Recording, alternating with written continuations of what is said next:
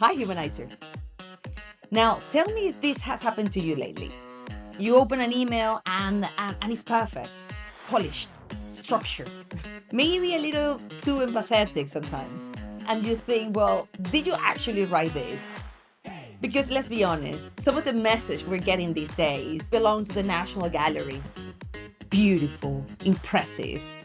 But something is missing, and that something is us. Let's get this straight first. I am not an anti-AI.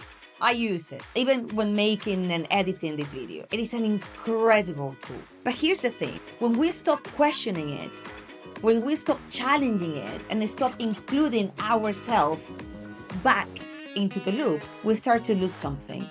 Something important, something irreplaceable, something human. Now, let's not sugarcoat this. The World Economic Forum said up to 40% of employees will need to re-skill in the next few years.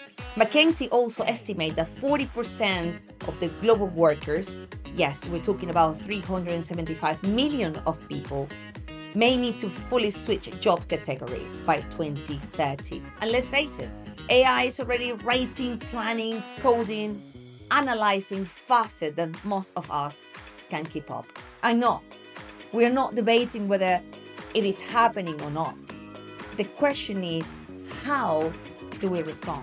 What I am seeing is that realness is becoming quite rare these days, with emails that feel that, we've been filtered 20 times, and reports and strategies beautifully written, ticking every box.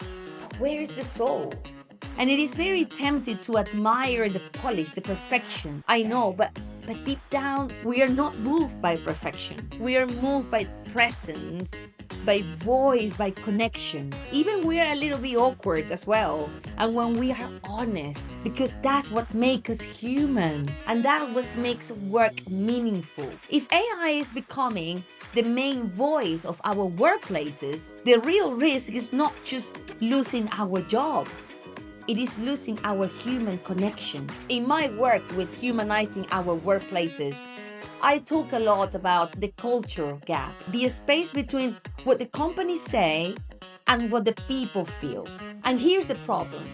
AI is already stretching that gap. We have bots sending out well-being messages and we care about you emails, while the workload keeps growing and burnout gets unchecked. We have leaders using AI to sound empathetic without doing the human work of empathy. So yes, you can train AI to automate a process, to write clean codes and simplify complexity, but you cannot teach it to care. And that's where real culture lives, in people feeling seen, safe and connected, because that's what unlocks a real performance. Now, here's what I believe. We need to stay awake.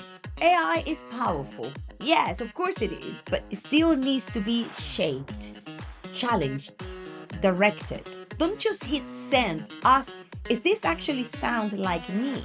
So use AI by all means, but don't become AI. We need to rediscover what makes us valuable. If AI is faster, cleaner, more consistent, what's our value? And it is in the things that AI cannot replace. We're talking about presence, emotional nuance, curiosity, human connection, even system thinking, and not just mapping systems, but sensing and shaping them with care. And these are not soft skills. They are the future. And we need more humanizers, not just users. You've heard me say it before. A humanizer is someone who brings humanity back into how we work. Not by rejecting technology, but by staying awake inside it, by choosing presence over autopilot, by remembering that behind every great performance and every great leader, there is a human connection. And that's the kind of mindset we need more right now. Not just people who use AI, but people who question it, shape it, and know when to say, well, no thanks, this needs more human touch. Maybe that starts with a small practice. Before sending your next AI written beautiful message, add one line that only you could write. Or maybe open a conversation with your team. How did AI help us this week? and where did our human skills carry the work forward.